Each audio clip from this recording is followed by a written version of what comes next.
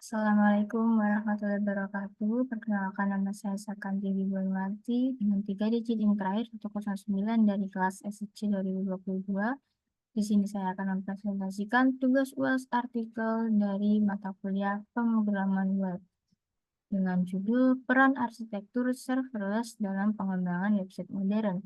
Di mana di era digital saat ini pengembangan website telah menjadi kebutuhan esensial bagi individu maupun organisasi. Pengembangan website telah mengalami evolusi yang sangat signifikan seiring perkembangan teknologi dan dari perkembangan website tradisional, adopsi teknologi cloud, hingga munculnya arsitektur serverless. Setiap langkah kemajuan teknologi telah membawa perubahan besar dalam pengembangan web. Arsitektur serverless muncul sebagai langkah evolusioner berikutnya dalam pengembangan web.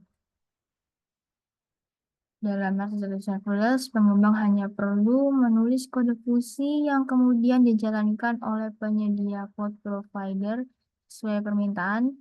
Penyedia layanan cloud menangani semua aspek pengelolaan infrastruktur termasuk provisioning, scaling, dan juga maintenance. Oke, baik, selanjutnya yaitu saya akan menjelaskan apa itu arsitektur serverless. Arsitektur serverless atau biasa juga dikenal dengan Function as a Service atau FaaS adalah pendekatan yang revolusioner dalam pengembangan perangkat lunak, di mana arsitektur serverless merupakan istilah yang digunakan saat developer menggunakan layanan yang dikelola secara penuh oleh cloud provider untuk membangun sebuah aplikasi. Hal ini membebaskan developer dari beban mengelola server dan juga infrastruktur. Penyedia layanan cloud umumnya menawarkan berbagai layanan serverless untuk mendukung arsitektur serverless termasuk komputasi, database, penyimpanan objek atau file, gateway API, autentikasi, layanan email, notifikasi, logging, monitoring, dan sebagainya. Developer hanya mendeploy kode aplikasi ke platform penyedia layanan cloud. Logika aplikasi dijalankan dan ditingkatkan skalanya serta membayar on-demand sesuai permintaan tanpa biaya operasional apapun. Oke, selanjutnya yaitu sejarah singkat dari perkembangan serverless. Istilah serverless pertama kali diperkenalkan oleh Iron.io pada tahun 2012 dengan produknya yaitu Ironworker. Serverless mendapatkan popularitas pada tahun 2015 dalam peluncuran layanan komputasi serverless Amazon yang disebut dengan AWS Lambda. Istilah ini mendapatkan popularitas pada tahun tersebut yaitu 2015. Berikutnya, pada 13 November 2014, AWS merilis produk AWS Lambda yang merupakan salah satu tonggak penting dalam istilah serverless sebelum akhirnya menjadi sangat populer. Layanan cloud lain yang menawarkan teknologi serupa sehingga mendorong adopsi serverless secara luas. Selanjutnya yaitu model serverless pada cloud computing, di mana menurut Cloud Native Computing Foundation atau CNCF membagi serverless menjadi dua model layanan komputasi cloud. Yang pertama ada Function as a Service.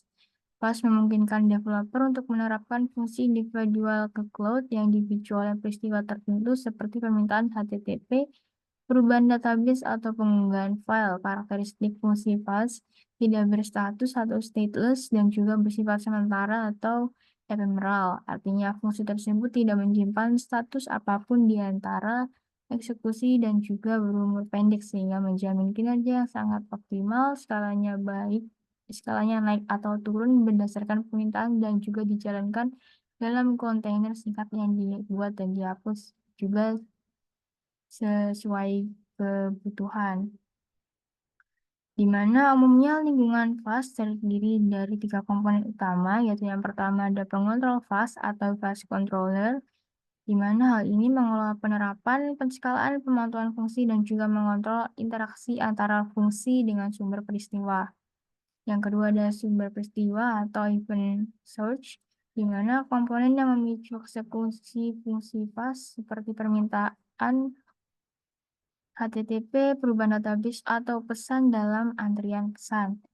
Dan yang ketiga ada instansi fungsi atau function instance, di mana lingkungan runtime tempat fungsi fast individual dijalankan. Oke, jadi model kedua yaitu backend as a service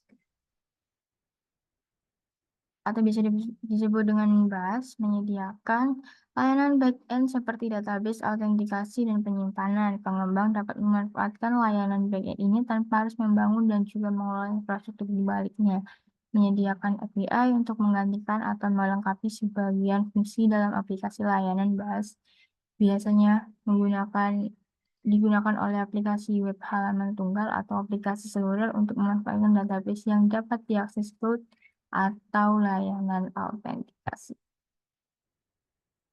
Selanjutnya yaitu manfaat serverless arsitektur, di mana sebenarnya banyak banget manfaatnya, namun saya hanya mengambil 3 di antaranya. Yang pertama yaitu peningkatan produktivitas dan juga efisiensi waktu developer, di mana serverless membebaskan developer dari tugas mengolah server yang memungkinkan mereka fokus pada inti pekerjaan mereka, yaitu menulis kode dan juga mengembangkan aplikasi. Platform serverless menyediakan IDE dan juga alat debugging terintegrasi, semakin menyederhanakan alur kerja pengembangan.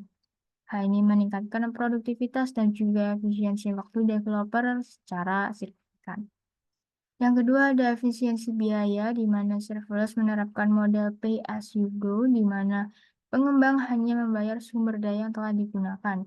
Model pembayaran ini membantu dalam menghemat biaya dan juga meningkatkan efisiensi keuangan, terutama untuk aplikasi dengan traffic yang tidak konsisten.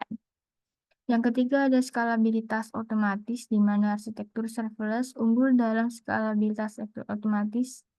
Sumber daya komputasi dapat ditingkatkan atau diturunkan secara otomatis berdasarkan traffic yang masuk.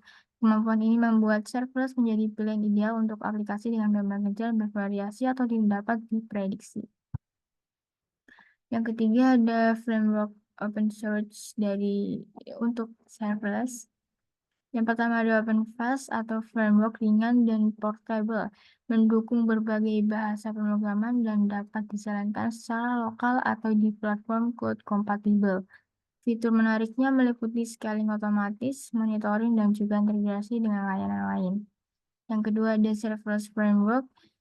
Jagoan deploy aplikasi serverless ke berbagai platform cloud. Ia memudahkan perpindahan antar platform karena menyediakan abstraksi API dan juga menawarkan fitur seperti pengembangan lokal, deployment otomatis, dan juga hot reloading.